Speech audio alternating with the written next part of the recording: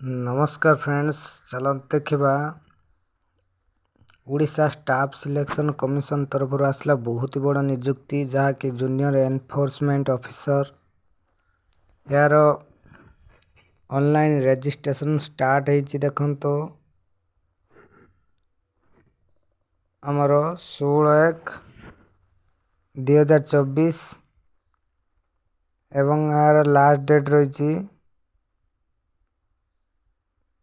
देखो 15/2/2024 डिस्क्रिप्शन में लिंक देदेवी आपण मैंने सेठू जाई चेक करें। स्टार्ट डेट तो जापर 16/1/2024 लास्ट डेट अच्छी 15/2/2024 जो मैंने अप्लाई करा था शीघ्र अप्लाई कर दिंतु। एतर वेबसाइट अच्छी देखो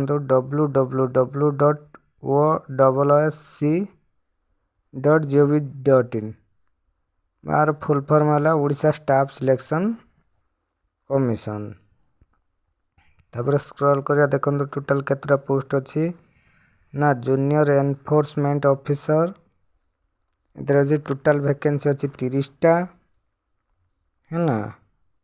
आओ सेकेंड अच्छी 2 नंबर जूनियर अकाउंटेंट एथे टोटल पोस्ट अच्छी गोटे। एथे एप्लिकेशन फी पड़ोनी फ्री रे आपण माने अप्लाई करि परिबे। एठी देखंतु ए जे अच्छी जूनियर एनफोर्समेंट ऑफिसर एथर अच्छी जनरल 15टी एससीबीसी 3टी एससी 5टी एसटी 7टी टोटल है 30टी। तापर जूनियर अकाउंटेंट एटा अच्छी गोटे टोटल 31टा पोस्ट। आता तो आपण मान कहे एप्लिकेशन फी पड़ोनी कौन रही चलते देखा।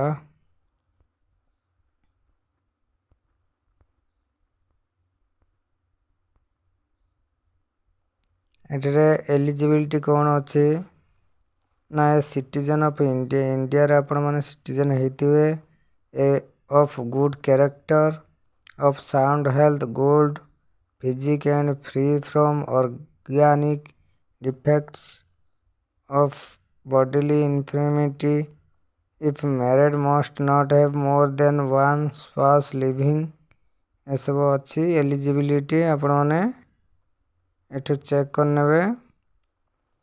तापर आसला क्वालिफिकेशन बा शिक्षागत योग्यता एथरे +3 पास करथिले आपण माने अप्लाई करि परिबे एवं बेसिक कंप्यूटर नॉलेज थिबा दरकार तने एथरे अप्लाई करि परिबे। कंप्यूटर नॉलेज बा कंप्यूटर स्किल बेसिक। तापर एथरे बयस कौन अच्छी ना जूनियर एनफोर्समेंट ऑफिसर एथरे बयस अच्छी मिनिमम एज 1/1/2023 रो आरंभ होइके एटा हला हमर 21 ରୁ 38 वर्ष मिनिमम एजटा।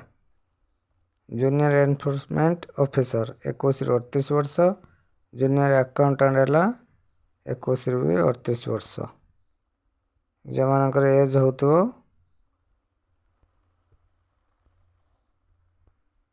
से माने अप्लाई करि परिबे।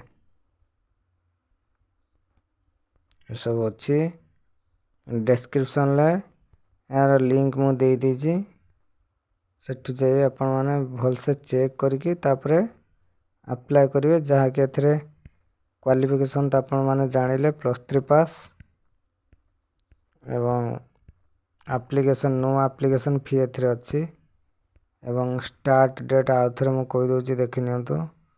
स्टार्ट डेट अच्छी ऑलरेडी स्टार्ट हो सारानी जाके 16/1/2024 लास्ट डेट है फेब्रुआरी 15 तारीख 2024। तो यही प्रतिदिन नुआ नुआ चाकरी विषय जानापी आम चैनल पीके भाई न्यूज यूट्यूब चैनल के सब्सक्राइब कर साइड रे बेल आइकन प्रेस कर दिन। थैंक्स।